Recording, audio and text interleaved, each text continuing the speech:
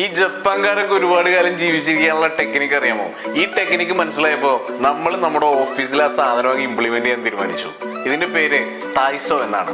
Radio തായ്സോ ഏകദേശം ഒരു 3.5 minute മാത്രം നീണ്ടു നിൽക്കുന്ന ഒരു എക്സസൈസ് ആണ്.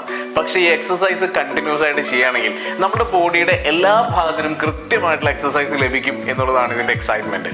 ജപ്പാനിലേക്ക് സ്കൂളുകളിൽ കൃത്യമായിട്ട് എല്ലാ ദിവസവും ചെയ്തു പോരുന്ന ഒരു എക്സസൈസ് കൂടിയാണ്.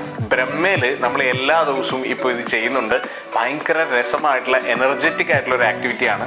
എല്ലാ ആൾക്കാരും എനർജറ്റിക് ആവും എന്നുള്ളത് മാത്രമല്ല, ഇതൊരു എൻഗേജ്മെന്റ് ആക്ടിവിറ്റി കൂടിയാണ്. മാത്രമല്ല ടീം ബോണ്ടിങ് കുറച്ചുകൂടി ദൃഢമാവുകയും ചെയ്യും. ഇത്തരത്തിലുള്ള ആക്ടിവിറ്റീസ് ആണ് പലപ്പോഴും നമ്മളുടെ ഓഫീസിനെ ഭയങ്കര രസമാക്കുന്നത്. ബ്രഹ്മയിൽ ഇത്തരത്തിലുള്ള ഒരുപാട് ആക്ടിവിറ്റീസ് എല്ലാ ദിവസവും ഉണ്ട്. ശരിക്കും പറഞ്ഞാൽ ബ്രഹ്മയിൽ വർക്ക് ചെയ്യുക എന്ന് പറയുന്നത് ഭയങ്കര ഒരു എക്സൈറ്റ്മെന്റാണ്.